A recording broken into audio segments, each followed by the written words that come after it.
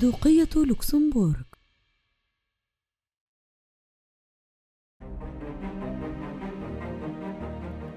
في مكان مخفي وسط خريطة أوروبا تقع واحدة من أصغر وأغنى الدول، وهي الدوقية الوحيدة في العالم لوكسمبورغ، وتحمل عاصمتها نفس الاسم، وهي أحد العواصم الأوروبية الإدارية الهامة لوجود محكمة العدل الأوروبية وبنك الاستثمار الأوروبي وغيرها من الهيئات الأوروبية. عدد سكان دوقية لوكسمبورغ حوالي 600 ألف نسمة، وحوالي 70% من السكان هم من الأجانب.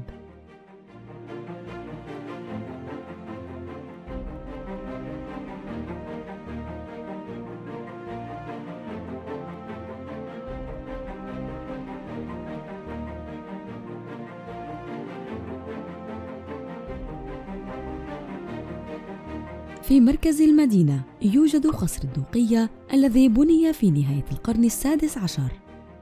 كان في البداية مبنى بلدية ومقرًا للحكومة، يعتبر اليوم مقرًا رسميًا لدوقي لوكسمبورغ الكبير الذي يرأس البلاد، ويعتبر نظام الحكم في البلاد ملكيًا دستوري. ويعد القصر من أهم المعالم السياحية في المدينة.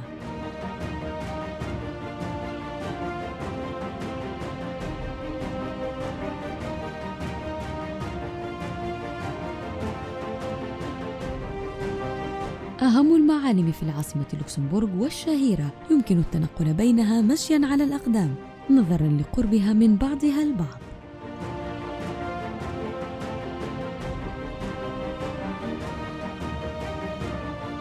وهنا أحد رموز المدينة الوطنية لشعب لوكسمبورغ، هو نصب تذكاري للذين قتلوا في الحربين العالميتين.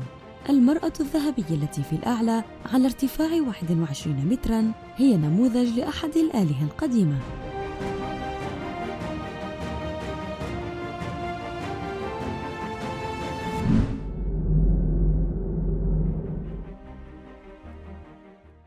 إلى الأمام مباشرة يقع جسر أدولف، أشهر جسور المدينة، وهو على ارتفاع 40 متراً وبطول 153 متر، وهو عبارة عن جسرين فوق بعضهم البعض، الأول للسيارات والثاني للمشاة، يربط بين المدينة القديمة ومحطة القطارات الرئيسية. عندما تم بناء هذا الجسر كان وقتها أكبر جسر حجري في العالم. وادي بطرس الرائع أسفل الجسر وإطلالته المتنوعة من أجمل المناظر في المدينة.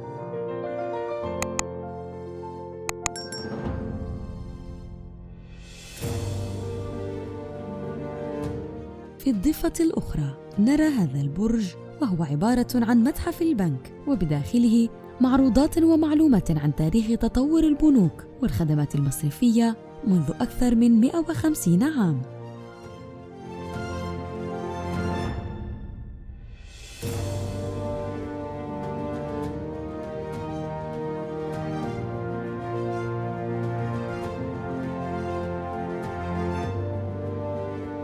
إضافة لجسر أدولف، تتميز لوكسمبورغ بجسورها الكبيرة فوق الوديان العميقة والضيقة بسبب طبيعة المدينة التي تتألف من عدة هضاب، ومن أشهرها الجسر القديم بارتفاع 45 متر ويتكون من 24 قوس.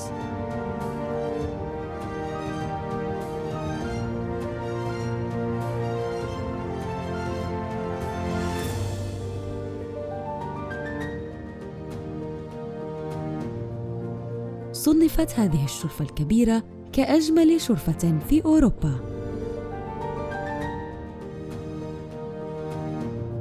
تطل على نهر آلتيتا وعلى المنازل الشاعرية، بالإضافة إلى منظر التحصينات القديمة والكهوف المنحوتة في الصخور في فترة حكم الإسبان للمدينة عام 1644.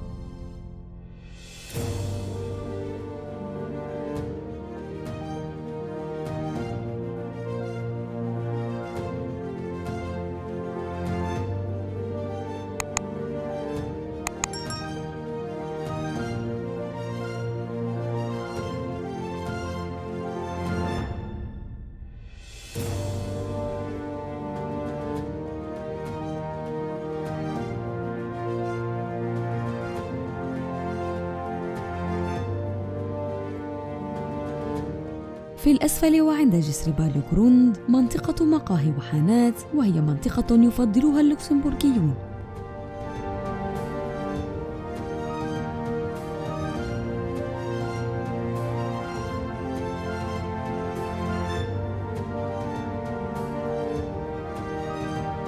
وسائل النقل العامة مجانية، وتعتبر خطوة هي الأولى من نوعها عالمياً لتخفيف الازدحام والحفاظ على البيئة. وفي المدينة أيضاً مطار دولي.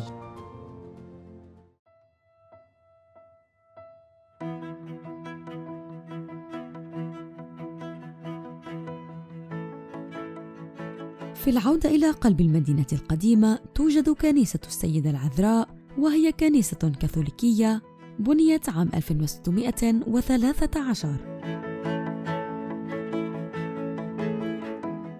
ونرى تأثير الأساليب المعمارية المختلفة في نمط بنائها من أواخر العصر القوطي إلى عصر النهضة والباروك، يمنحها سحراً خاصاً للغاية.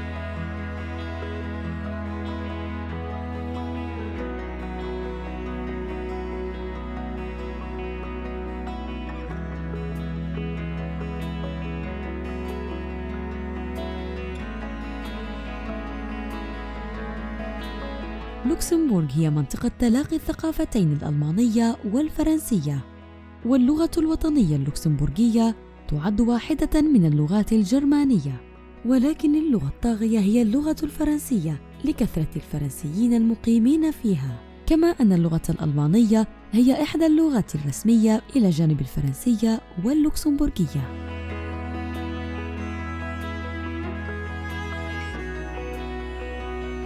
تتخلل الأسواق والمحلات المدينة وشوارعها، فمن الممكن دائماً أخذ استراحة والتوقف لشراء بعض الطعام أو لمشاهدة وانتقاء بعض الهدايا التذكارية.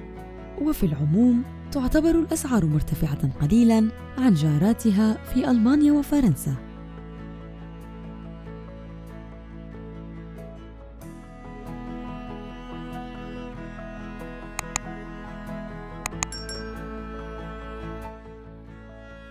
تجمع هذه الساحة الصغار بالكبار والسكان المحليين بالزوار، وتنظم في هذه الساحة الحفلات الموسيقية واحتفالات أعياد الميلاد.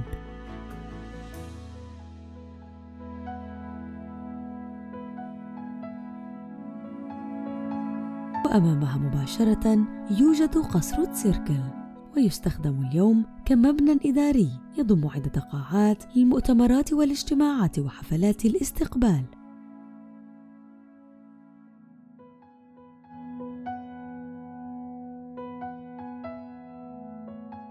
على بعد حوالي 4 كيلومترات عن مركز المدينة فوق أحد التلال نجد حصن فورتونغن.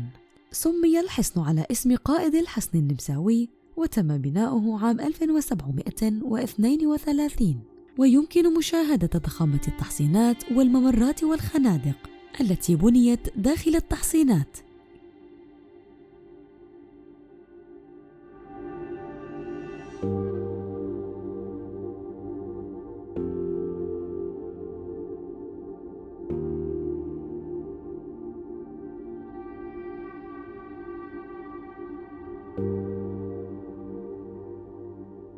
كانت لوكسمبورغ على مدى تاريخها محل أطماع دول الجوار، لذلك كل محتل للمدينة كان يقوي التحصينات والدفاعات بعد احتلاله للمدينة.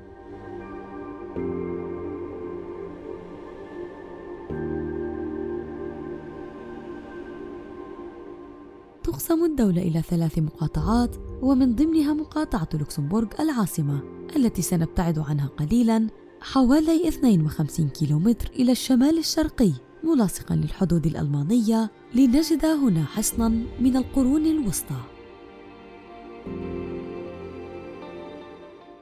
حصن بورغ فياندن بني بين 1000 إلى 1100 ميلادية، ويعود أصل الحصن بأكمله إلى حصن روماني يعود تاريخه لعام 360 ميلادي. تقع هذه القلعة على قمة فوق بلدة فياندن على ارتفاع 310 أمتار فوق نهر أور الذي يرسم الحدود الألمانية اللوكسمبورغية. وفي هذه البلدة قضى الكاتب الفرنسي الشهير فيكتور هوغو بعض الوقت كلاجئ سياسي.